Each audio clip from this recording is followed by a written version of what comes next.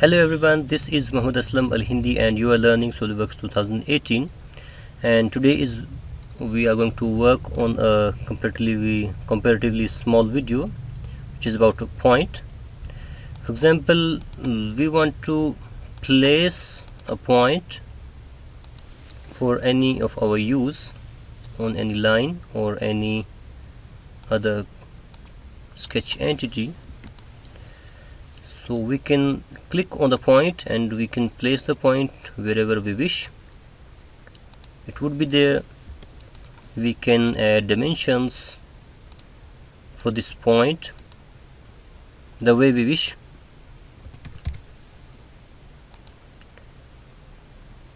So this is the point, and there is yet another kind of point which we can add in a geometry. This is a spline point. First of all, I'm taking a simple spline like this, and then I want to, for example, I accidentally or anyways or intentionally delete this point, and I have already told you that these points are basically the control points, and they are having their handles. So once I deleted this point, you can see the curvature has changed, and in the absence of that point, the curve has dropped itself to this path. So if I try to add this point over this spline anywhere, this doesn't become a control point. This is a simple point.